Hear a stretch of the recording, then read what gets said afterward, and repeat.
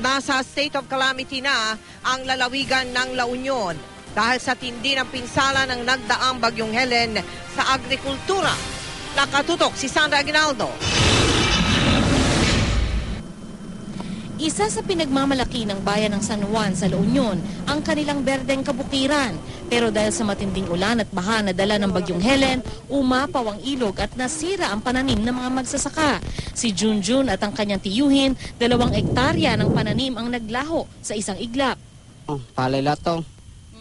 Hanggang doon sa nakikita yung daon ng saging.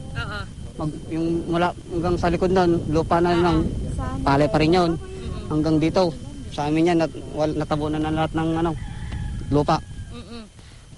Sa Oktubre na dapat aanihin ang mga tanim. Inutang lang daw niya ang may 100,000 puhunan para dito. Tinangay din raw ng rumaragas ang tubig ang isa sa kanilang mga baka. Sana ho, matulungan nyo kaming nasalanta ng bagyo dito. Yung puhunan pa. Puhunan? Opo. Matapos lamunin ng tubig ang kanyang pananim, sa ilog muna umaasa si Junjun para may maipakain sa pamilya. Ang magsasaka, ngayon mangingisda muna. Ayon sa lokal na pamahalaan, 131 hectares ng sakahan ang nasira sa bagyong Helen sa San Juan. Abot sa 8 million pesos ang initial estimate ng nasirang pananim. May nasira ding tulay at kalsada tulad ng expansion project ng Santa Rosa Bridge. Natangay ng agos ang ilang bakal nito. Nagdeklara na ng state of calamity sa La Union para daw mas matugunan ang pagbangon muli ng buong probinsya.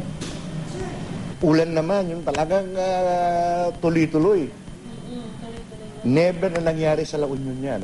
This is the first time na, alam mo kami, nasa shoreline kami, dapat hindi kami binabaha eh.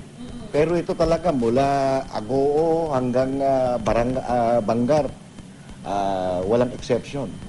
Sa San Fernando City, isang mangingisda naman ang nawawala. Pumalaot si Bonifacio Cabilan, 65 taong gulang, gabi ng Lunes pero hindi na ito nakabalik. Pangamba ng kanyang mga kaanak, inabutan ito ng malakas na ulan at alon sa dagat. Sana naman, tulungan naman kami na mahanap ang bayaw ng kapatid ko.